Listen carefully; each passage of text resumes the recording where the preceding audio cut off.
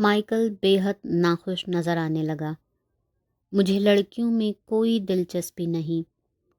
جوانی میں میں خود کو بے وقوف بن کر خوش ہوتا تھا۔ اب بات اور ہے۔ رات محل میں جو کچھ ہوا، اور جب میں دوسرے افسروں کو قہبہ خانوں کا رخ کرتے دیکھتا ہوں تو مجھے اپنی بیٹیوں کا خیال آ جاتا ہے۔ اس کے بعد اس طرح کے تصور سے ہی وحشت ہونے لگتی ہے۔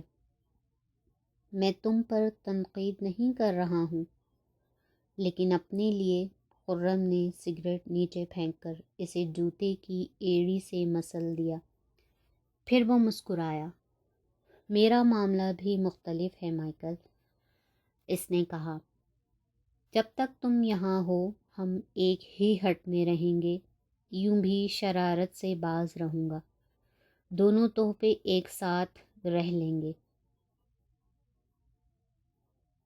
مائیکل کے ہونٹوں میں پہلی بار مسکراہٹ ابھری۔ بہت بہت شکریہ میرے دوست، اس نے کہا۔ اب میں ڈھنگ سے کھانا کھا سکوں گا۔ دونوں ہنس دیے۔ خرم نے سوچا میں بھی ڈھنگ سے کھا سکوں گا، اور ایک نیا اتحادی ملنے کا امکان بھی پیدا ہو رہا تھا۔ اگلی صبح گائیڈو میر کے ساتھ باہر تھا کہ گائیڈو نے ریڈیو پر خرم سے رابطہ کیا۔ رابن تم سے ملنے آ رہا ہے، اس نے اطلاع دی ہے۔ موریسن کے لیے ایک ریڈیائی پیغام دیا ہے۔ پیغام کیا ہے؟ پیغام سنو۔ آپریشن شروع ہو گیا ہے۔ نتائج جلد سامنے آنے کی امید ہے۔ مزید رپورٹس کا انتظار کرو۔ یہ پیغام میں بھیج چکا ہوں۔ شکریہ، اور گائیڈو دوربین نہ بھولنا۔ شام کو لے آؤں گا۔ اور دوست، پیغام بھیجنے کی پریکٹس کرو۔ میرے لیے سمجھنا بہت مشکل ثابت ہوا ہے۔ اوکے۔ خرم نے پاور کا سوئچ آف کیا، ہیڈ فون اتارے اور سگریٹ سلگا لی۔ وہ آپ ہی آپ مسکرانے لگا۔ رابن سے اس کی گفتگو کے ثمرات سامنے آتے نظر آ رہے تھے۔ وہ ہٹ سے نکلا اور بے فکری سے سیٹی بجاتا کام کرنے والوں کی طرف چل دیا۔ میر مزدوروں کے فیول کے ڈرم ایک شیڈ میں رکھوا رہا تھا۔ خرم کو دیکھ کر اس نے دانت نکالے اور فوراً ہی شروع ہو گیا۔ ہم تیز کام کر رہے ہیں، ہے نا سینور؟ دیکھیے نا، کام کی شکل بھی نکل آئی ہے، لیکن ان مزدوروں کو سمجھنا بہت ضروری ہے۔ سینور، انہیں مسکراہٹ ضرور دیں، لیکن ساتھ ہی مسلسل دوڑاتے بھی رہیں۔ آپ تو مطمئن ہیں نا؟ کسی بھی چیز کی ضرورت ہو تو میر کو حکم کریں، فوراً حاضر کر دوں گا۔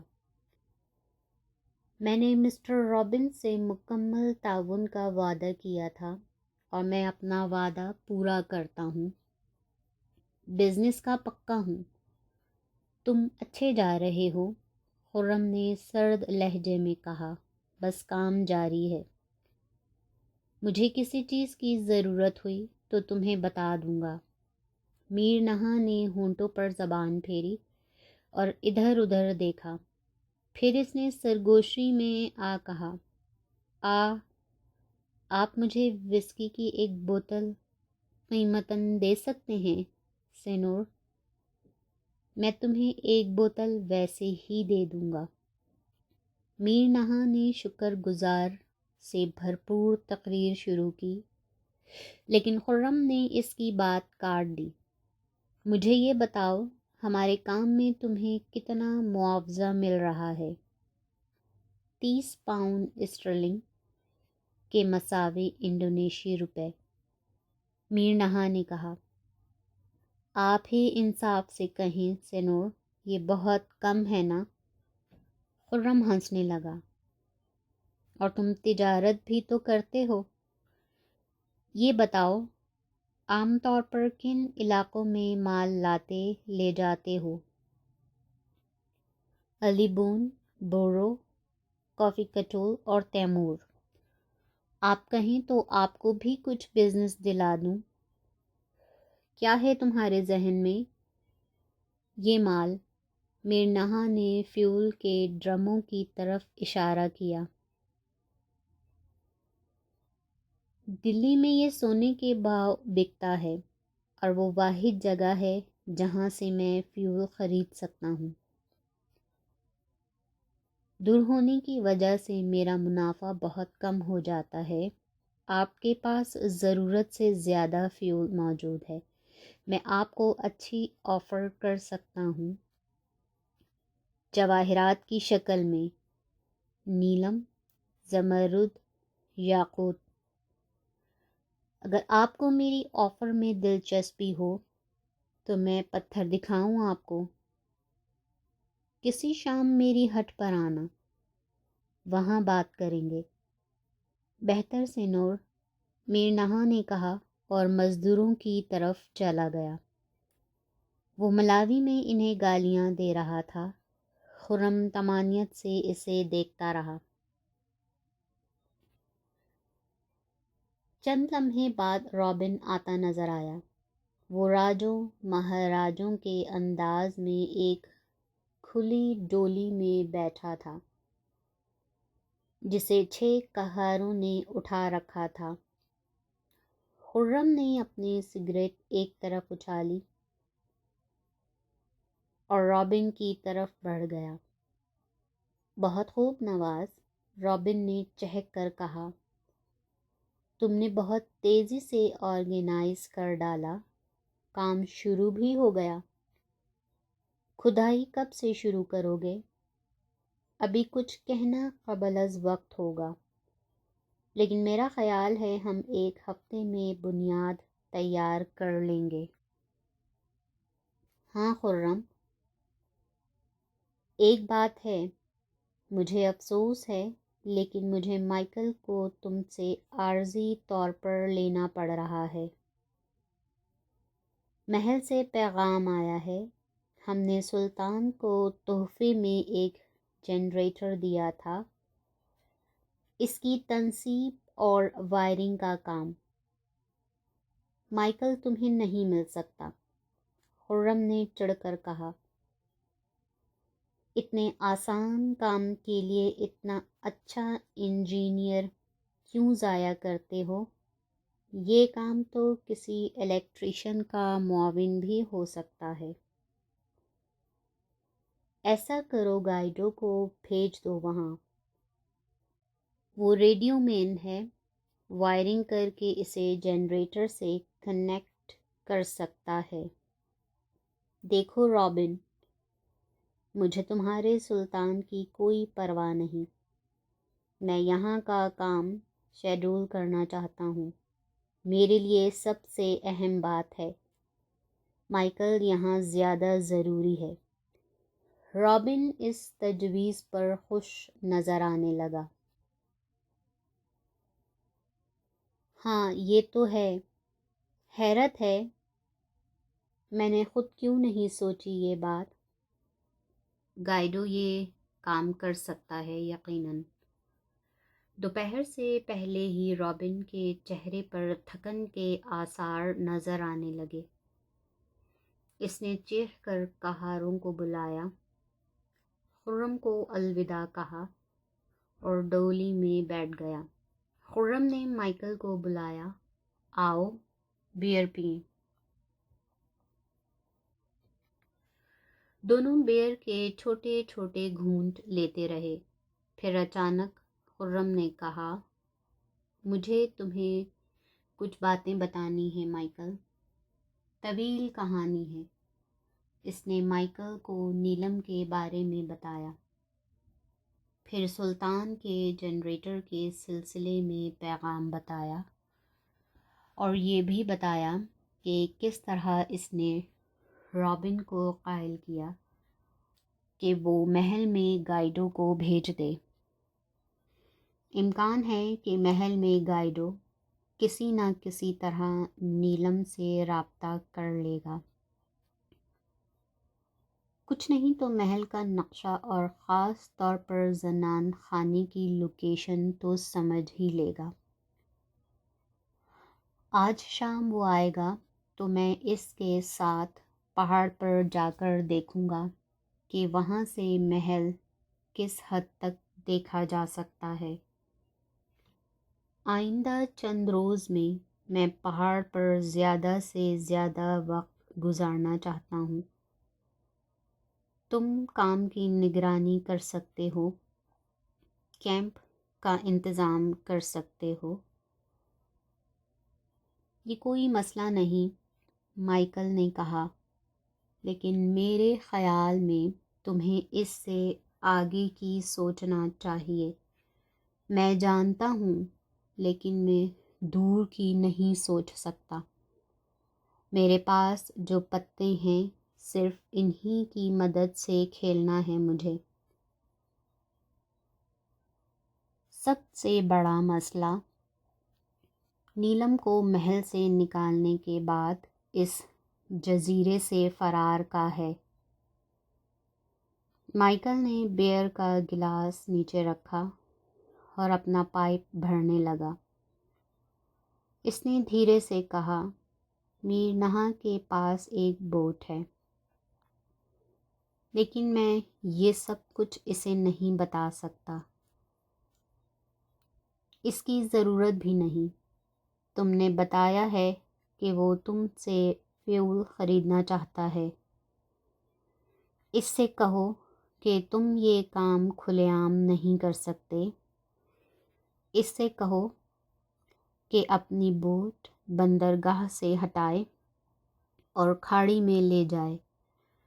تم کبھی کبھار اسے 1-2 ڈرم فیول دیتے رہو گے۔ وہ مزید کے لالچ میں بوٹ وہیں کھڑی رکھے گا۔ یوں تیار بوٹ تمہارے اختیار میں ہوگی، تم جب چاہو اسے استعمال کر سکو گے۔ واہ، کیا سمجھایا ہے تم نے! بات بن گئی۔ میں کسی مقامی آدمی سے کشتی کرائے پر لے لوں اور رات کو مچھلیاں پکڑنے میں دلچسپی لوں تو لوگ مجھے کھاڑی کی اطراف میں دیکھنے کے عادی بھی ہو جائیں گے۔ واہ، آؤ ایک اور بوتل بیئر کی پئیں۔